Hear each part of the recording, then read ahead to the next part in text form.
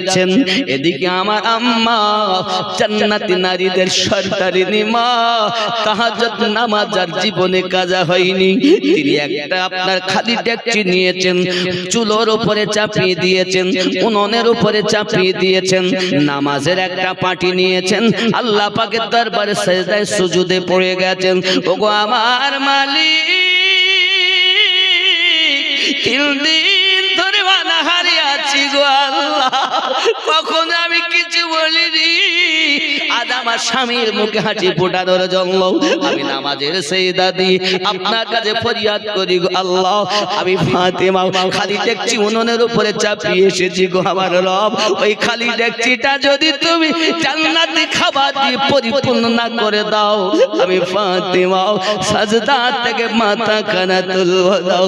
ওরে আমার জননী মা, যার জিন্দেগিতে তাহাজ্জুদ নামাজ কাজা হয়নি, যার জীবনের নামাজটা ছিল এমন, যিনি রাতের বেলাতে কিয়াম করে রাত কাটিয়ে দিতেন, রুকু করে রাত কাটাইয়া দিতেন, সাজদা করে রাত কাটাইয়া দিতেন, আর আল্লাহ দরবারে ফরিয়াদ করতেন, আমার রব শীতের রাতগুলো লম্বা লম্বা হয়ে থাকে, বড় বড় লম্বা রাত হয়ে থাকে, আম্মা জান ফরিয়াদ করেন, আল্লাহ এত ছোট রাত বানাইয়াছো গো মালিক, একবার সুবহানা রাব্বিয়াল আলা বলেছি, আর বেলালের আযানের ধ্বনি শোনা গেছে।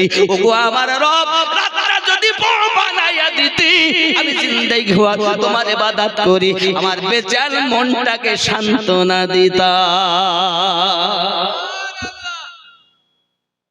আল্লাহ পাক বলেন, আল্লাযীনা,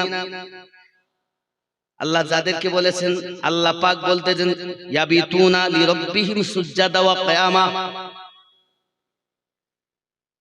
রুকু করে সিজদা করে রাত কাটাইয়া দেয়। হে বাবা, আমাদের তো ঘুম গেল না, খাই আর ঘুমাই, মনে করছে আমি জান্নাতে যাব। রে যুবক, কেমন করে যাবে?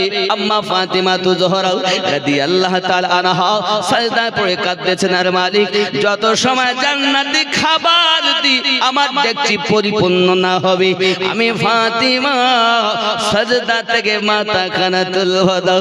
আমার আল্লাহ বলেন, জিবরিল,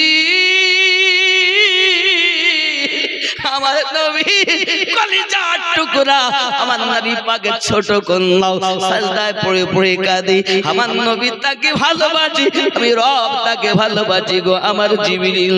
আমার ফাতেমা সিজদায় পড়ে কাঁদে, আমার রহমতের দরিয়ায় আঘাত লাগে, যা জিবরিল যা, জান্নাত থেকে খাবার লইয়া মা ফাতেমার খালি ডেকচিটা পরিপূর্ণ করে দে।